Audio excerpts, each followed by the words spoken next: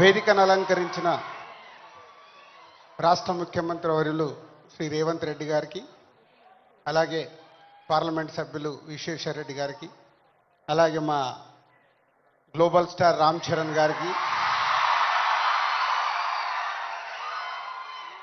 మన విజయ్ దేవరకొండ గారికి,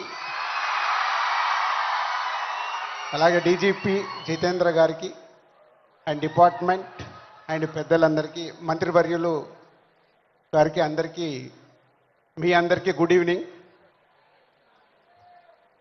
సీఎం రేవంత్ రెడ్డి గారితో ఒకరోజు నేను ఫ్లైట్లో వైజాగ్ నుంచి హైదరాబాద్ జర్నీ చేస్తున్నాను.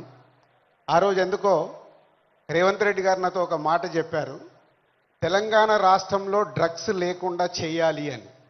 ఇది దాదాపు ఒక 9 months బ్యాక్ జరిగిన సంఘటన. అంటే సీఎం గారికి ఆ రోజు చాలా డీటెయిల్గా, అంటే చిన్నపిల్లల వరకు ఈ డ్రగ్స్ వెళ్ళడం వల్ల మన ఫ్యూచర్ ఎలా ఉండబోతుంది, దాన్ని నిర్మూలించాలంటే అందరం కంకణం కట్టుకోవాలని ఆ రోజు చెప్పడం జరిగింది. ఈరోజు నేను ఈ కార్యక్రమంలో పాల్గొన్నందుకు నా వంతుగా నేను ఓట్ తీసుకుంటున్నాను. నేను కానీ, నా కుటుంబ సభ్యులు కానీ, నా స్నేహితులు కానీ, నాకు తెలిసిన వారు ఎవరు కానీ డ్రగ్స్ తీసుకోకుండా నేను చేయగలుగుతాను. అలాగే నాలాగే మీరు అందరు ఓట్ తీసుకుంటే ప్రతి కుటుంబంలో, మన తెలంగాణ రాష్ట్రం మొత్తం డ్రగ్స్ లేకుండా చేయగలుగుతాం. రెడీయా మీరు? ఇలాంటి అవేర్నెస్ మనకి ఈరోజు అవసరం. ఈ మధ్య మలయాళం ఫిలిం ఇండస్ట్రీలో కూడా ఒక నిర్ణయం తీసుకున్నారు. ఆ ఇండస్ట్రీలో ఎవరన్నా డ్రగ్స్ తీసుకున్నట్టు తెలిస్తే ఆ సినిమా ఇండస్ట్రీ, మలయాళం ఇండస్ట్రీ నుంచి బహిష్కరిస్తామని. అలాగే తెలంగాణ ఎఫ్డీసీ నుంచి తెలుగు చలనచిత్రం కూడా నేను కోరుకునేది ఒకటే, అలాంటి ఫిలిం ఇండస్ట్రీలో ఎలాంటిదైనా జరిగిందని తెలిస్తే వాళ్ళని నిర్మూలించినప్పుడు, వాళ్ళని నిషేధించినప్పుడు సొసైటీకి, సినిమా ఇండస్ట్రీ నుంచి కూడా ఒక మెసేజ్ వెళ్తుంది.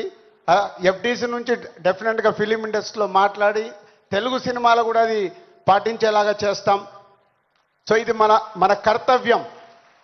మన అందరం ఓట్ తీసుకొని చేయగలిగినప్పుడు సీఎం గారు కోరుకుంటున్నట్టుగా, డిపార్ట్మెంట్ కోరుకుంటున్నట్టుగా ముందు మన రాష్ట్రాన్ని డ్రగ్స్ లేని రాష్ట్రంగా చేయగలుగుతాం. Thank you. Thank you sir.